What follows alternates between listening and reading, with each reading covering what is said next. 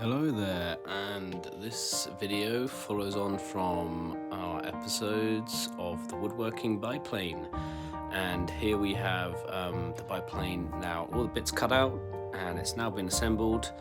And the next step is to take it apart again and paint all the pieces.